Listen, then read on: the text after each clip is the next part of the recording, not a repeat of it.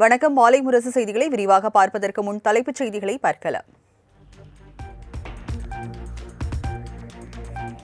மே தினத்தையொட்டி சிந்தாதிரிப்பேட்டை மே தின பூங்காவில் உள்ள நினைவு சின்னத்தில் முதல்வர் மு.க.ஸ்டாலின் செஞ்சட்டை அணிந்து மலரஞ்சலி. திமுக நிர்வாகிகள், தொமுக பேரவை இணைப்பு சங்க நிர்வாகிகள், தொழிலாளர்கள் உள்ளிட்டோர் பங்கேற்பு.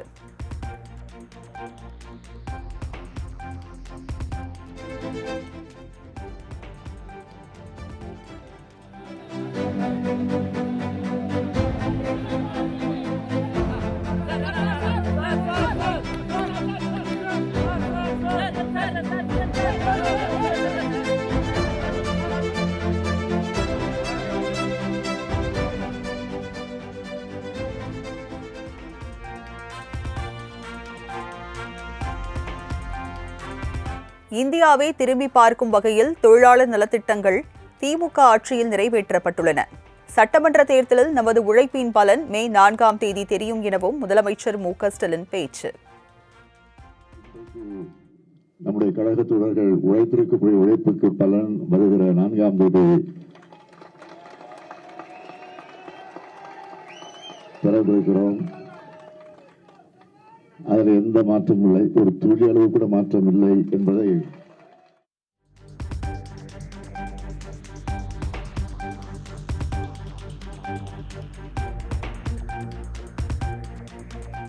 காஞ்சிபுரம் அஷ்டபுஜ பெருமாள் கோயிலில் சித்திரை பிரம்மோற்சவ விழா கொடியேற்றத்துடன் தொடக்கம்.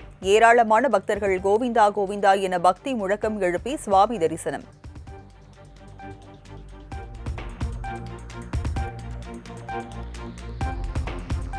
தங்க குதிரை வாகனத்தில் பச்சை பட்டுடுத்தி மதுரை வைகை ஆற்றில் இறங்கினார் கள்ளழகர். சர்க்கரை தீபம் ஏற்றி பக்தி பரவசத்துடன் வழிபட்ட லட்சக்கணக்கான பக்தர்கள்.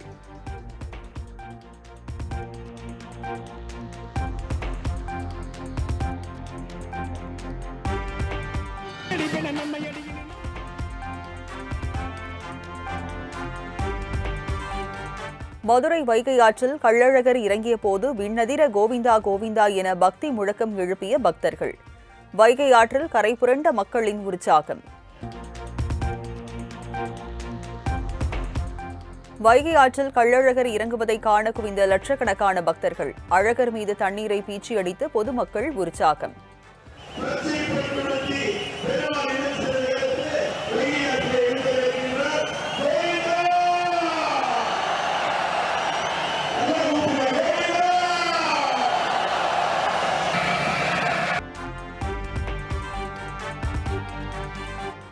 கிரிவலம் முடித்துக் கொண்டு திருவண்ணாமலை ரயில் நிலையத்தில் அதிகளவில் குவிந்த பக்தர்கள்.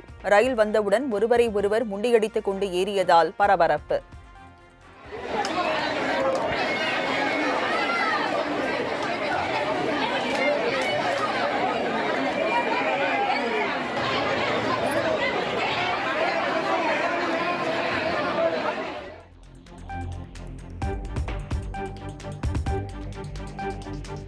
சித்ரா பௌர்ணமியையொட்டி திருவண்ணாமலை அண்ணாமலையார் கோயிலில் குவிந்த லட்சக்கணக்கான பக்தர்கள். தமிழ்நாடு மட்டும் இன்றி ஆந்திரா, தெலுங்கானா உள்ளிட்ட மாநிலங்களைச் சேர்ந்த பக்தர்கள் அண்ணாமலையாருக்கு அரோகரா என பக்தியுடன் கிரிவலம் வந்து வழிபாடு. ராஜகோபுர் ஆப்போசிட்ல போலீஸ் பூத்துக்கு வாங்க சார்.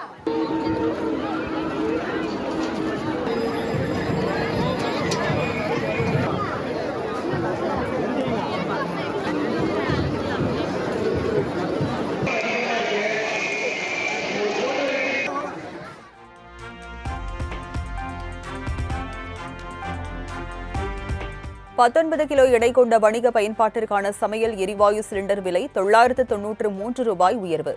சென்னையில் வணிக சிலிண்டர் 3237க்கு விற்பனையாவதால் தேநீர் உள்ளிட்ட உணவுப் பொருட்களின் விலை மேலும் உயரும் என அபாயம்.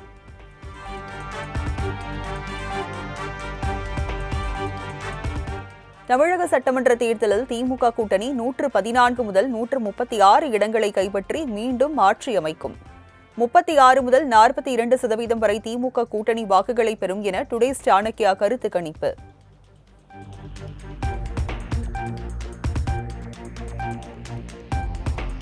கருத்து கணிப்பு என்ற பெயரில் திசை திரும்பும் வேலையில் ஈடுபடும் திமுகவின் பித்தலாட்ட நாடகம் ஈடுபடாது.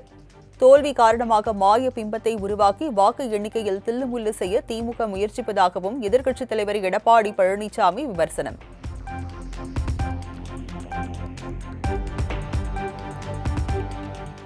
அனைத்து கருத்து கணிப்புகளையும் உடைத்தெறிந்து அதிமுக தனி பெரும்பான்மையுடன் ஆட்சி அமைப்பது உறுதி. கருத்து கணிப்புகளை கண்டு தொண்டர்கள் கலங்க தேவையில்லை என்றும் அதிமுக பொதுச் செயலாளர் எடப்பாடி பழனிசாமி அறிக்கை.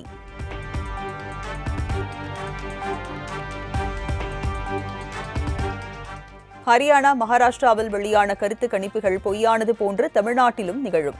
அதிகப்படியான வாக்கு சதவீதம் திமுக அரசை தூக்கி எறிய மக்கள் தயாராகிவிட்டனர் என்பதை உறுதி செய்யும் வகையில் உள்ளதாகவும் மத்திய இணையமைச்சர் எல் முருகன் திட்டவட்டம்.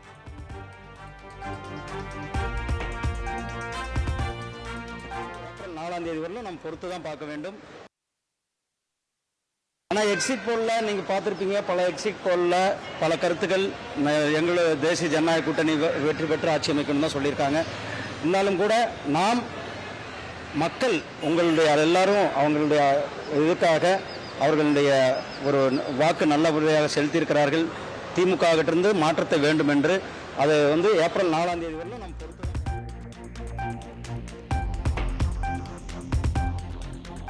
அனைத்து மாவட்ட தேர்தல் அதிகாரிகளுடன் தலைமை தேர்தல் அதிகாரி அர்ச்சனா பட்நாயக் தலைமையில் முக்கிய ஆலோசனை. மே 4 வாக்கு எண்ணிக்கை நடைபெறவுள்ள நிலையில் ஏற்பாடுகள் குறித்து கலந்துரையாடல்.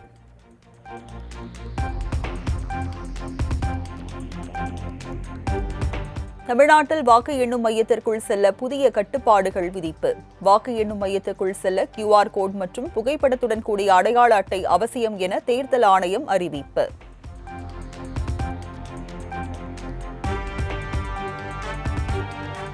அங்கீகரிக்கப்பட்ட அரசியல் கட்சி பிரமுகர்களுடன் தேர்தல் நடத்தும் அலுவலர் குமரகுருபரன் ஆலோசனை. வரும் 4ஆம் தேதி வாக்கு எண்ணிக்கையின் போது பின்பற்ற நடைமுறைகள் குறித்து விளக்கம்.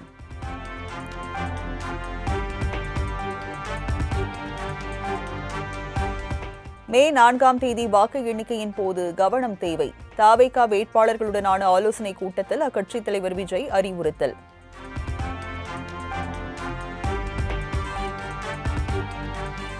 இரண்டாயிரத்தி 26 சட்டமன்ற தேர்தலில் வெற்றி பெற்றவுடன் வேறெங்கும் செல்லாதீர்கள். வெற்றி பெற்றவுடன் பனையூர் அலுவலகத்திற்கு வந்துவிட வேண்டும் என தவேக வேட்பாளர்களுக்கு விஜய் அறிவுறுத்தல்.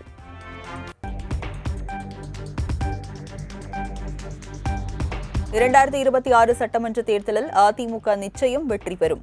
அதிமுக MP இன்பதுரை நம்பிக்கை. இது ஒரு கற்பனை கோட்டை. கிரவுண்ட் ரியாலிட்டி வேற. ஆட்சி மாற்றம் வேண்டும் என்று மக்கள் நினைக்கிறார்கள். அப்ப நல்லாட்சி வேணுங்கிறதுக்கு தான் இந்த ஆட்சி வேணாம்னு நினைக்கிறாங்க. அப்ப நல்லாட்சியை யார் தந்தா அப்படின்னா ஏற்கனவே இருக்க எடப்பாடியார் தந்திருக்காருங்கிறதுனால தான் அதிமுக வெற்றி பெறும் சொல்றோம்.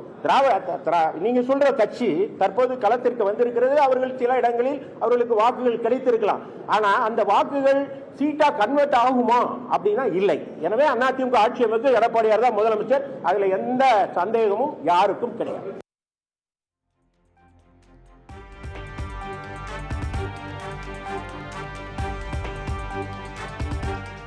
சென்னை மெட்ரோ ரயில்களில் இன்று முதல்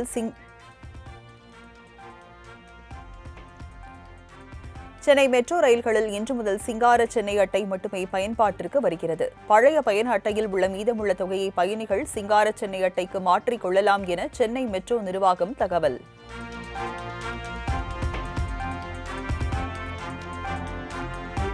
சுட்டெரிக்கும் கோடை வெயிலுக்கு மத்தியில் தமிழகத்தின் பல்வேறு பகுதிகளில் பரவலாக பெய்த மழை. வெப்பம் தணிந்து குளிர்ச்சியான சூழல் நிலவியதால் பொதுமக்கள் மகிழ்ச்சி.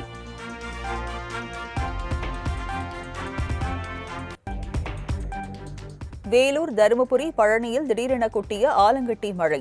கடும் வெயிலுக்கு மத்தியில் பெய்த திடீர் மழையால் மக்கள் உற்சாகம்.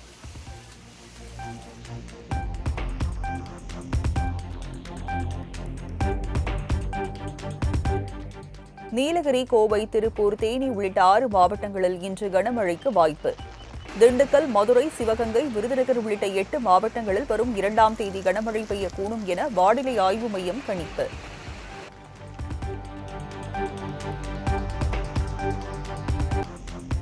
பழனியில் சுமார் 3 மணி நேரத்திற்கு மேல் சூறாவளி காற்றுடன் கொட்டி தீர்த்த கனமழை. பழனி மலைக்கோயில் படிக்கட்டுகளில் அருவி போல் கொட்டிய மழை நீர்.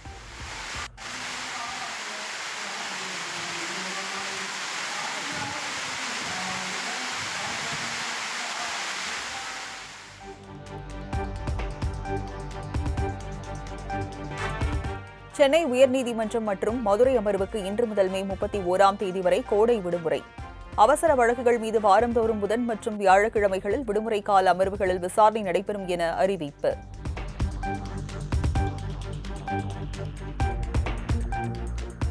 பிரான்ஸ், இத்தாலி, குரோஷியா உள்ளிட்ட ஐரோப்பிய நாடுகளுக்கு வரும் 15 முதல் 20ஆம் தேதி வரை பிரதமர் மோடி சுற்றுப்பயணம்.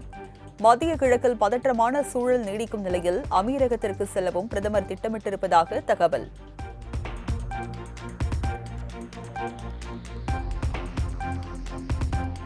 மேற்கு வங்க மாநிலத்தில் பாஜக கூட்டணி ஆட்சி அமைக்கும் என தேர்தலுக்கு பிந்தைய கருத்து கணிப்பில் தகவல்கள் வெளியானதன் எதிரொலி.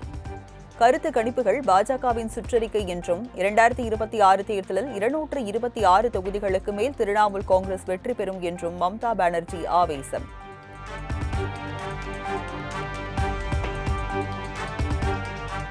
மேற்கு வங்கத்தில் வாக்குப்பதிவு மற்றும் விவிபேட் இயந்திரங்கள் வைக்கப்பட்டுள்ள மையங்களில் பலத்த பாதுகாப்பு. 2 கட்டங்களாக நடைபெற்ற தேர்தலில் பதிவான வாக்குகள் வரும் 4ஆம் தேதி எண்ணப்பட உள்ள நிலையில் பாதுகாப்பு தீவிரம்.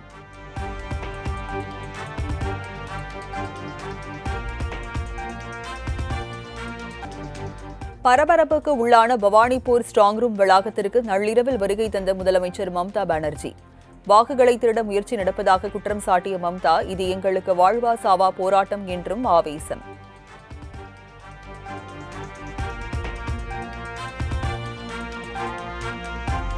மேற்கு வங்கத்தில் பதிவான தபால் வாக்குகளை பிரிக்கும் பணியில் எந்த முறைகேடும் நடைபெறவில்லை. இவிஎம் எந்திரங்கள் வைக்கப்பட்டிருக்கும் ஸ்ட்ராங் ரூமில் முறைகேடு நடைபெற்றதாக சர்ச்சை எழுந்த நிலையில் மாநில தலைமை தேர்தல் அதிகாரி மனோஜ்குமார் விளக்கம்.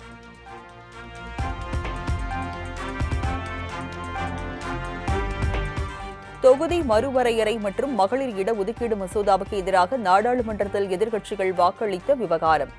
காங்கிரஸ் கட்சி தொடர்ந்து பெண்களுக்கு எதிரான நடவடிக்கைகளில் ஈடுபட்டு வருவதாக கூறி சத்தீஸ்கர் மாநிலம் ராய்ப்பூர் பகுதியில் பாஜகவினர் தீப்பந்தம் ஏந்தி போராட்டம்.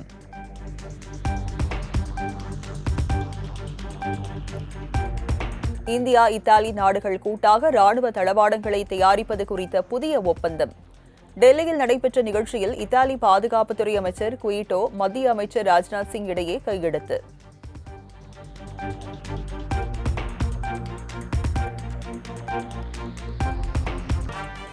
ஒடிசா மாநிலம் புவனேஸ்வர் உள்ளிட்ட நகரங்களில் கொட்டி தீர்த்த கனமழை. பலத்த காற்றுடன் பெய்த மழையால் வீடுகளில் முடங்கிய மக்கள்.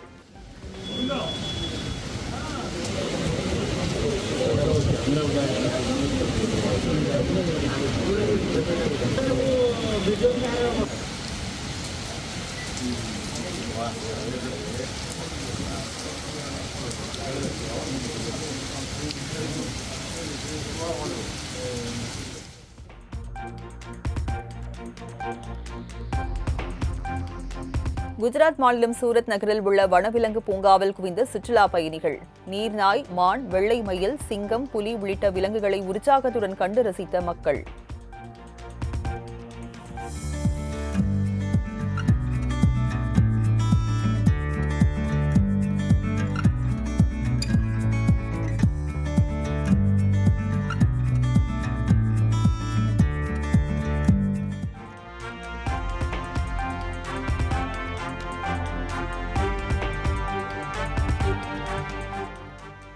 ஜம்மு காஷ்மீரை பாகிஸ்தானின் ஒரு பகுதியாக நெட்வொர்க் வரைபடத்தில் காட்டியதற்காக மன்னிப்பு கோரியது நேபாள ஏர்லைன்ஸ் நிறுவனம்.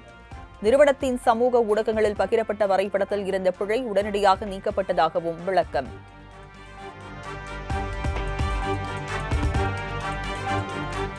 சுமார் $14 மில்லியன் மதிப்பிலான 650க்கும் மேற்பட்ட மிகவும் பழமையான பொருட்களை இந்தியாவிடம் திருப்பி அளித்தது அமெரிக்கா. இரு நாடுகள் இடையிலான கலாச்சார ஒப்பந்தத்தின்படி விநாயகர், புத்தர் சிலை உள்ளிட்ட கலைப்பொருட்கள் ஒப்படைப்பு.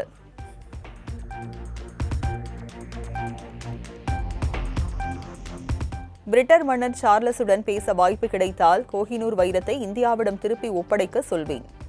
இந்திய வம்சாவளியை சேர்ந்த நியூயார்க் நகர மேயர் ஜோரான் மம்தானி தகவல்.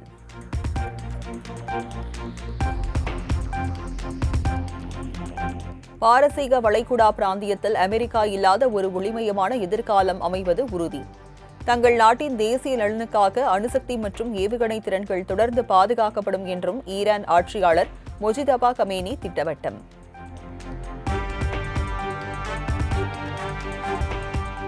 ஈரானின் ஹார்மூஸ் நீரிணையை கபளீகரம் செய்யும் வகையில் தனது பெயருடன் கூடிய வரைபடத்தை வெளியிட்டார் அதிபர் ட்ரம்ப்.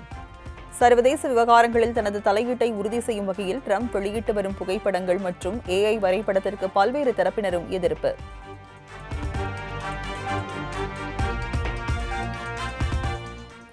ஈரானுடனான போர் இனியும் தொடர்ந்தால் மேற்காசியாவுக்கு மட்டுமல்ல உலக நாடுகளும் மிக மோசமான விளைவுகளை சந்திக்க நேரிடும். ராணுவ நடவடிக்கைகளை மறுபரிசீலனை செய்ய வேண்டும் என்றும் அதிபர் ட்ரம்புக்கு ரஷ்ய அதிபர் புதின் வலியுறுத்தல்.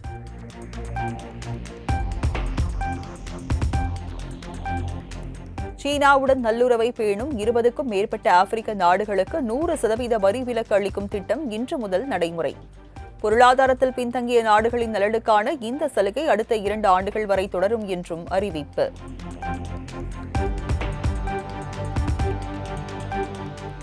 அகமதாபாத் நரேந்திர மோடி மைதானத்தில் பெங்களூருவுக்கு எதிரான IPL போட்டியில் 4 விக்கெட் வித்தியாசத்தில் குஜராத் அணி வெற்றி.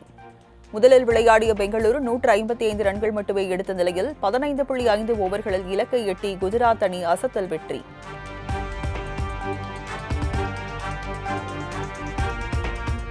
ஜெய்ப்பூரில் இன்று நடைபெறும் 43வது லீக் போட்டியில் ராஜஸ்தான் ராயல்ஸ் டெல்லி அணிகள் பல பரீட்சை. புள்ளிப்பட்டியலில் 4ஆம் இடத்தில் நீடிக்கும் ராஜஸ்தானை வீழ்த்தி தொடர் தோல்விக்கு டெல்லி அணி முற்றுப்புள்ளி வைக்குமா என ரசிகர்கள் எதிர்பார்ப்பு.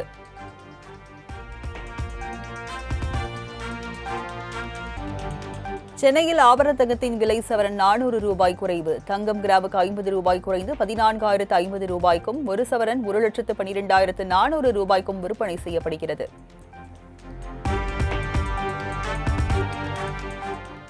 வெள்ளி விலை கிராமுக்கு 5 ரூபாய் குறைந்து 265 ரூபாய்க்கு விற்பனை. 1 கிலோ வெள்ளி 2,65,000 ரூபாய்க்கு விற்பனை.